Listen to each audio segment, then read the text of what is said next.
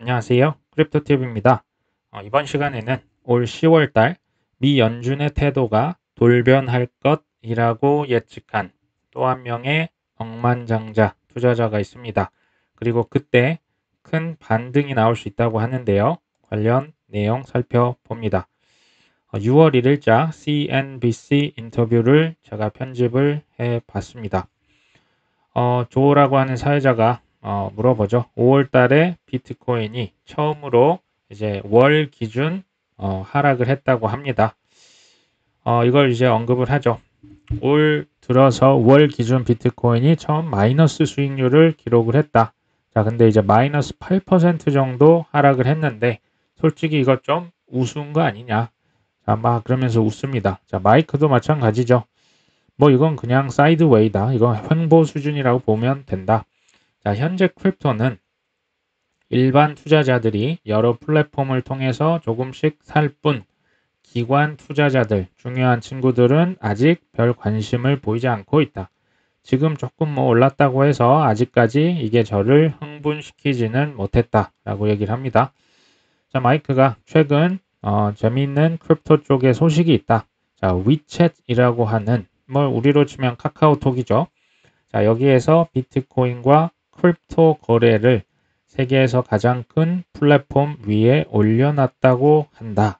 자, 큰 소식이죠. 자, 홍콩에서 그리고 6월 1일자 여러 번 말씀드렸죠. 규제된 거래소에서 일반 투자자들이 코인 거래가 이제 법적으로 가능해졌죠. 자, 미국도 아니고, 자, 유럽도 아니고, 아시아에서 크립토의 채택이 활발히 이루어지고 있다. 자, 제가 이제 위챗을 한번 찾아봤는데요. 자, 보시면 2019년, 이때도 크립토 겨울이었습니다. 이때만 해도, 당연히 이런 코인 같은 거 절대 지원하지 않겠다. 그리고 다 금지를 시켰습니다. 2019년만 해도 이랬는데요. 자, 지금 제가 이걸 살펴보니, 위챗 이제 우리로 치면 카카오 앱이죠. 거기서 바로 코인을 사고 팔 수 있지는 않습니다. 다만 지금 뭐가 가능하냐? 위챗페이, 뭐 우리로 치면 카카오페이, 애플페이를 통해서 이제 코인을 살 수가 있는데요. 그 거래소와 연동을 해야 합니다. 바이낸스 같은 거래소에 가서 그 위챗페이로 이제 위안화죠. 우리로 치면 원화를 이렇게 좀 적립을 해놓고 그 돈으로 위안화로 이제 비트코인, 이더리움 각종 크립토를 살 수가 있는 거라 보시면 될 것 같습니다. 위챗페이도 그렇고요. 알리페이를 통해서 지금 바이낸스에서도 여러 가지 코인들을 다 살 수가 있습니다. 자, 이전에 비하면 이것조차도 매우 놀라운 변화가 아닐 수 없습니다. 자, 마이크가 올 들어서 비트코인이 뭐 65%, 이더리움은 55% 가격이 상승했다. 근데 오히려 좀 가격 변동성은 좀 낮은 편이죠. 자, 올해 최고의 자산 두 가지 비트와 이더리움을 드네요. 자, 사회자가 좀 항상 공격하는 거 좋아하죠. 자, 이 조라는 친구가 근데 최근에 가격이 오른 게 신규 투자자가 아니라는 말이 있다. 기존 투자자 그리고 업계의 관계자들이 이거 사서 가격을 좀 올렸다고 한다. 근데 신규 투자자가 들어와야 이게 찐인데 그게 아니라는 거죠. 자, 마이크가 맞습니다. 쿨하게 인정을 하고요. 자, 지금은 일반 투자자들이 소규모로 그 레볼루트는 영국의 어떤 디지털 은행, 뭐 우리로 치면 카카오뱅크입니다. 자, 로빈후드, 뭐 스퀘어 같은 이제 앱들을 통해서 코인을 구매하고 보유를 하고 있다. 자, 근데 이것도 뭐 좋은 현상이라고 보죠. 왜냐? 일반 투자자들이라고 해도 그거 그냥 구매해서 그 앱에 그냥 계속 장기 거치를 하고 있다고 하네요. 자, 하지만 중요한 기관 투자자들은 진입이 지금 현재 막혀 있다고 보시면 된다. 샘과 게리 때문이죠. 자, 샘은 샘 뱅크먼 FTX죠. 게리는 아시죠? 게리 겐슬러입니다. 자, 더 정확히 말하면 기관들이 관심은 많다. 근데 움직이지 않고 있을 뿐이다. 이게 전형적인 하락장에 나타나는 과거 두 번, 세 번의 패턴과 뭐 거의 비슷하죠. 자, 여기서 이제 투자 상식을 한 가지 아마 알고 계신 분들 있으십니다. 자, 올해 이렇게 노란색 선을 제가 딱 그었습니다. 이 오른쪽이 2023년이죠. 비트코인의 가격입니다. 자, 가격이 뭐 들쑥날쑥 했지만 시작점 대비해서는 지금 많이 올라 있죠. 근데 보시면요. 여기 초반 1월, 2월, 3월까지만 해도 매우 높았던 거래량이 지금은 매우 낮은 수준에 머물러 있습니다. 그러면 가격이 더 오를 수 있는 폭발력이 없어지는 거죠. 자, 가격이 오르려면요. 이 거래량이 동시에 올라가 줘야 가격이 오를 수 있습니다. 이건 참고를 해주시면 될 것 같습니다. 자, 이건 좋은 현상이다. 이거 아까 말씀을 이제 드렸고요. 이제 사회자가 한 명이 또 나옵니다. 이제 여자분이고요. 이름은 켈리입니다. 가운데는 마이크죠. 자, 이 세 번째 분은 조입니다. 자, 기억을 해 주시고요. 자, 조가 갑자기 마이크, 이 켈리 좀 도와줄 수 있나요? 라고 갑자기 얘기를 하는데 켈리가 노노노노노노노노 한 노를 한 10번 한 것 같습니다. 이게 이제 무슨 말인가 제가 봤더니 저는 절대 코인 그런 거 절대 투자 안 합니다. 이 얘기였습니다. 자, 조가 사실 마이크가 이번에 오신다고 해서 우리가 얘기를 좀 했다. 자, 투자는 결국 투자 리스크 성향과 그 인내심 그것에 따라서 좌우가 되는 거다라는 것을 우리가 깨달았고요. 자, 지금 미국의 국채 1년짜리를 살까? 또 27,000달러 정도 하는 비트코인을 살까? 조가 이렇게 질문을 하죠. 자, 켈리가 갑자기 자, 미국 국채 지금 1년짜리 사면 5.2%나 이자를 준다는데 이거를 안 산다고요? 한번 말해보세요 하니까 이번에는 조가 노노노노노노노 합니다. 이 노노노노는 나는 국채 안 살 거야 라고 하는 말이죠. 지금 마이크 불러다 놓고 지금 뭐 하고 있는 겁니까? 뭐 본인들끼리 대화를 하고 있는 거죠. 사람들 불러놓고 지금 양쪽에서 서로 이 여자분은 좀 보수적인 국채를 선호를 하고요. 오른쪽에 있는 조는 뭐 나스닥 같은 기술주나 크립토에도 관심이 좀 있어 보입니다. 자, 마이크가 이따 끼어듭니다.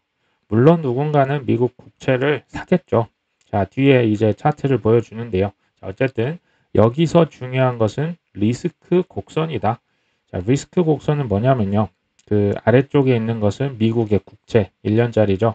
되게 그냥 플랫합니다. 평평하죠. 근데 비트코인 그 위에 있는 것은 들쑥날쑥하면서 하지만 결과적으로는 연초 대비 비트코인은 62%가 넘게 올랐고요. 자, 1년짜리 그 이제 국채는 뭐 10%, 뭐 국채도 사실 많이 올랐습니다. 자, 이걸 얘기를 했고요.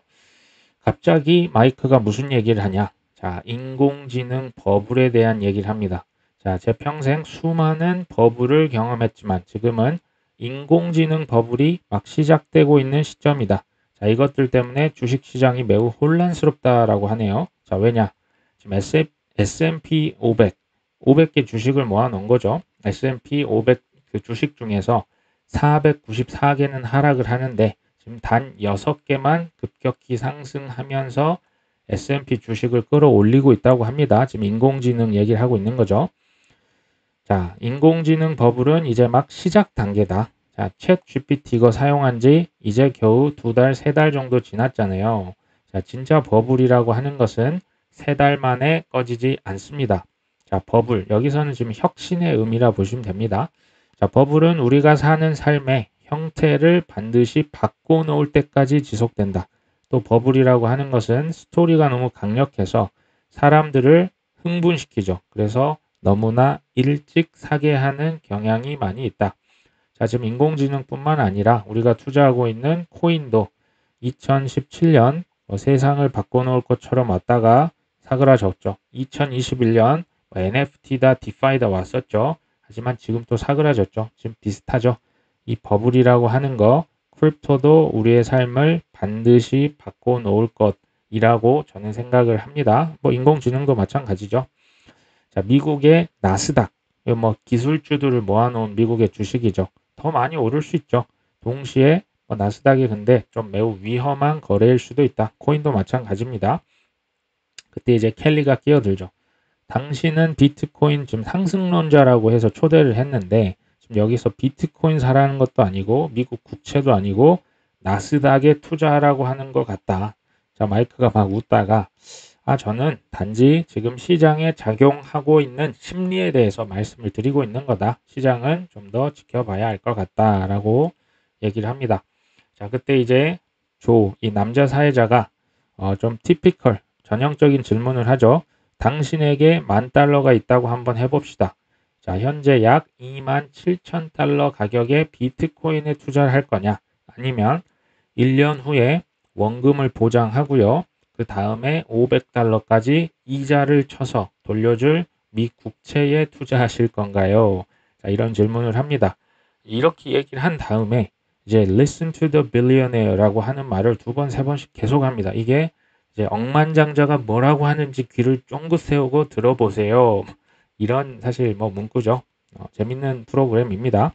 자, 마이크가 그거야 당연히 100% 비트코인이죠. 그 이유가 뭐냐고요? 자, 이유가 되게 중요한 것 같아요. 자, 미 연준을 듭니다. 미 연준은 결국 기준금리를 동결할 겁니다. 라고 단언을 합니다. 자, 각종 데이터들 나오겠죠. 이것들은 결국 미국의 경제 성장률 둔화 지표로 나타날 겁니다. 물론 당분간 혼재된 지표가 나올 수가 있습니다. 민간 소비 살아나고 있죠. 서비스 지표는 당분간 좋을 수가 있다.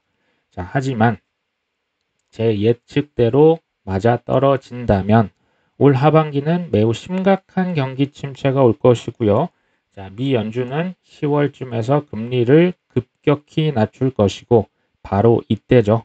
이때 크립토는 차트 바깥으로 날아갈 것이다 라는 조금 과격한 표현을 씁니다. 자, 켈리가 여기서 또 딴지를 걸죠. 지금 미 연준은 유동성을 계속 제거하고 있는 거 아니냐. 이 상황에 대해 누구보다 잘 알고 있는 당신이 어떻게 지금 뭐 자산 가격이 오른다라고 얘기를 할 수가 있습니까? 그리고 당신 말대로 지금 AI 얘기하셨는데 인공지능에 더 투자하면 사람들 코인은 더 투자 안 할 것 같은데요? 라고 이렇게 질문을 하죠. 자, 마이크가 연준 얘기를 계속합니다. 연준은 계속 매파적일 거예요. 공격적일 겁니다. 언제까지? 그렇지 않을 때까지요. 재밌는 표현 같아요. 계속 매파적인데요. 어느 순간이 딱 되면 연준은 갑자기 돌변할 겁니다. 사실 연준은 과거 역사적으로도 이랬던 적이 한두 번이 아니죠. 비근한 예로 2021년 9월달 인플레이션은 일시적이다라고 했던 희대의 명문장을 얘기했는데 지금 어떻게 됐습니까? 그러니까 여자 연준을 믿고 있으면 안 된다는 얘기죠. 언제든지 태도를 바꿀 수 있다. 안 믿기신다고요? 자, 칠레를 한번 보세요. 그 중남미에 있는 국가 있죠. 칠레는 미국보다 훨씬 앞서 금리를 올렸다. 자, 기준금리를 무려 11.25%까지 올려놨다. 근데 지금 칠레 경제는 코로나 등으로 인해서 절벽에서 떨어진 것 같다. 자, 앞으로 칠레는 금리를 매우 빠르게 인하할 겁니다. 자, 탄광의 카나리처럼 전조처럼 미국도 따라갈 거라는 얘기죠. 자, 앞으로 미국 경제는 계속 악화될 겁니다. 고금리 여파가 결국은 큰 영향을 미칠 수밖에 없고 지금 은행 위기로 인해서 지역 은행들이 중소기업 대출을 안 해주고 있죠. 지금 내가 돈이 말라가는데 누구를 지금 빌려주겠습니까? 자, 그러면 실업률 지표 당연히 더 악화되겠죠. 기업들이 생존을 할 수가 없으니까 당연히 직원들을 잘라야겠습니다. 물론 시간은 좀 걸릴 수 있다. 자, 미 연준은 10월쯤 얼굴색 하나 안 변하고 급히 태도를 바꿀 겁니다. 바로 그때 금과 은과 비트코인과 이더리움 매우 큰 반등을 보일 수 있다라고 말을 하면서 인터뷰가 끝이 납니다. 자, 저는 개인적으로 마이크 노버그라츠가 얘기하는 10월의 코인 상승은 이게 이제 진정한 상승이라고 보긴 좀 어려울 것 같고요.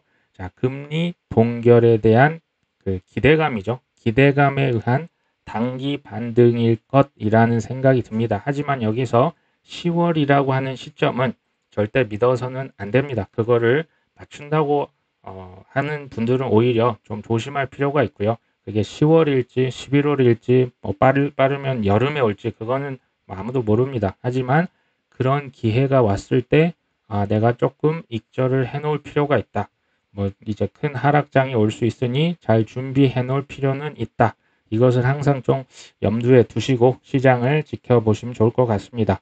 오늘 방송 여기까지 합니다. 끝까지 시청해 주셔서 감사합니다.